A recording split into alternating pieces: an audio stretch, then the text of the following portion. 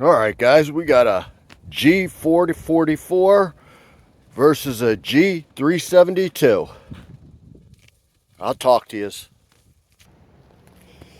Hey guys, True Grit Scott, Bulletproof Saws and BLUESAWS.com. Hope everybody's doing all right, and I hope you're going to be able to hear me, so I'm trying to yell. It's windy as heck out today. I don't know, it's got to be 30 degrees. It's a pretty nice day. Got this slush, rain, snow stuff you could see in some areas, and it's slippery as crap because you got 1.5 inches of slush that froze. A lot of it's starting to melt up though. Anyhow, I got a couple saws I wanted to run together. This 444's got to go out the door early this afternoon, so you can see it's daylight out, which is unusual for me. So I'm doing this earlier in my day, which is actually wonderful. But it's a stock G444. I sharpened up the chain. I made test cuts in a smaller log. I wanted to run that in one of the Bulletproof 372 XPs. And what I'm going to do is, just to give that another run or two, I'm going to run it with that 20-inch bar, make a cut or two. Then I'll run the 372, make 2 cuts, pauses, and then swap the 24-inch bar over to the 440. Just curious. I love the 440s. You guys know that's been one of my favorite saws forever. I love the 372s also, and I think that these bulletproof modified ones I really like. So it'll be interesting just to run them together. It's not a great comparison. You got a modified saw versus an unmodified saw, different things, but just curious. We have a recipe we're working on. We actually have a couple recipes for a 440. We're looking to do another one. And I want to get some more bulletproof modified 444s out. So that's coming. Everything's coming. I'm getting there.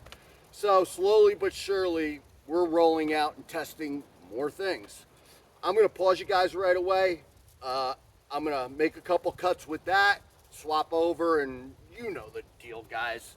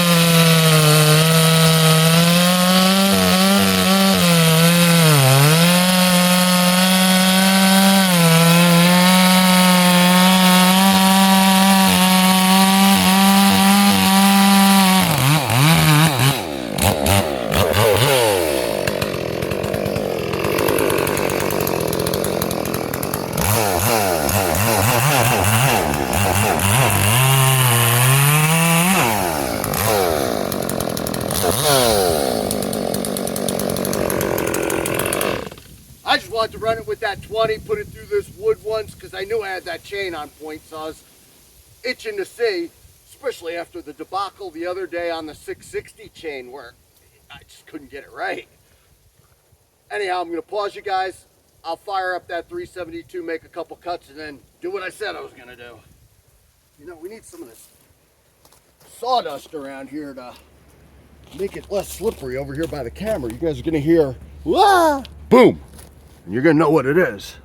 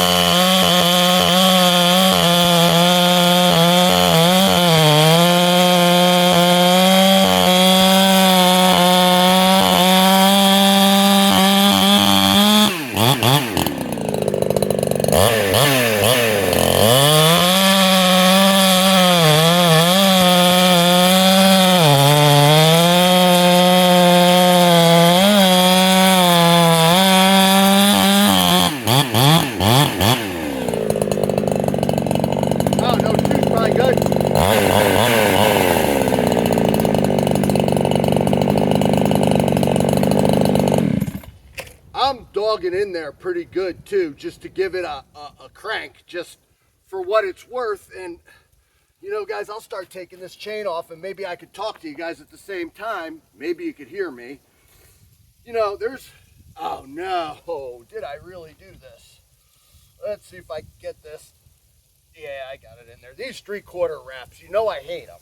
Of course, I grabbed a scrunch real quick, not thinking, and didn't grab a shorty scrunch. We're all right. Still hate it. But anyhow, there's a lot of goofiness you could do in running saws to make them look good, bad, better, worse. And I'll tell you guys, I don't go crazy to make sure chains are perfectly on point, freshly sharpened. You know, this is a freshly sharpened chain though. That was also. And I'll tell you, hey, I've been cutting with the chain, it's decent. But there's a lot you could do with how you dog into the wood, how you have your chain sharpened, how you tune the saw to make something look, mostly you can make it look worse. I could take another fella's saw and say, this is garbage, you know, and have not a horrible chain, because that's noticeable when it's throwing dust, you know, but it's hard to see the chips in a video and how big they are. Are they consistent? And how I dog in or don't dog in. And, you know, listen, I'm doing my own saws, guys, for the most part, and I'm not trying to make anybody look bad. And the honest truth is, when you build a saw and you do something better than I did, I want to learn from you. And I'm just not that guy. And I know there's a lot of that in the chainsaw world, and it's shitty. You know, I don't know. We just look at it a little bit differently, I guess. Or I look at it a little bit differently. I won't speak for anybody else. That, I don't know, I'm not in some big major competition with anybody. I think what we do is the best in the business for clone saws. Are we the best porters in the world on every saw? Absolutely not.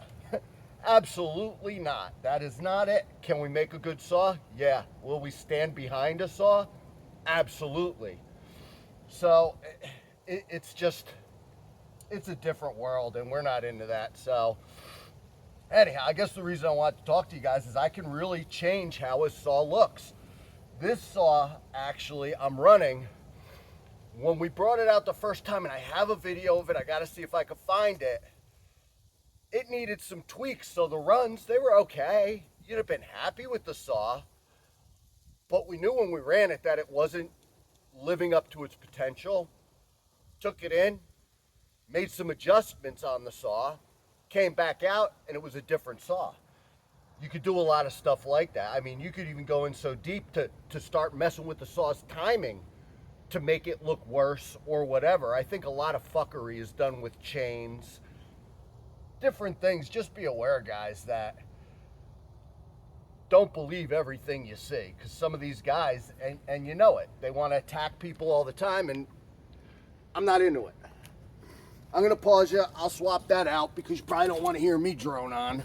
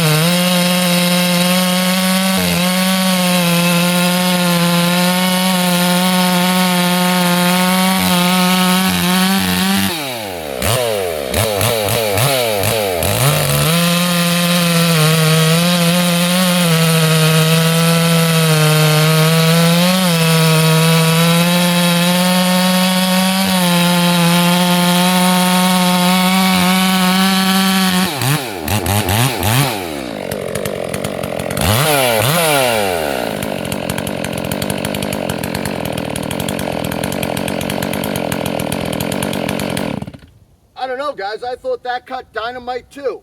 Now, I'm going to have to go to the second meter on the video to see the difference. I would hope that I got a few seconds quicker on the 372, but I believe that's what happened, but I don't know it. They feel very different. You guys know running a 440 feels different than a 372, and to be honest with you, it's hard for me to tell when it gets down to a couple seconds difference in them. Anyhow, and you know, I didn't test it out to make sure my bulletproof saw was gonna beat a stock saw. I just run them and they do what they do and figure out what's good, what's bad, where we can improve. So I don't know, I thought it would be fun to do, so I figured I'd waste a little bit of time while it's sunny and nice out and run some saws. I have Ralphie from Timber and Tools is coming up this afternoon with a few saws to run, so I think that's going to be a lot of fun. This 440 should be gone by then, even though I wanted to get all the guys together because it would have been nice to run some different stuff. And that's not going to work out, but Ralphie will be here, and I think he's bringing up 3, 4, 5 saws to run just to try some different things out, and I'll let him run 372, and then I want to get my old tried and true blue 366 out just to see how that fits into the bunch of saws, and just to get ideas on time, speeds, power, and maybe it's interesting to you guys. Make a video, you'll see a bunch of different saws run. Something might tickle your fancy, something different. I don't know, just something to think about, guys. So hopefully I'll get some videos this afternoon if everything goes according to plan and he doesn't get hung up in a tree or something stupid. And that's it. So there you go, 2 72cc saws running. Thought it'd be fun. True Grit Scott, Bulletproof Saws, BLUESAWS.com. Thanks for watching. Stay safe before I talk too much.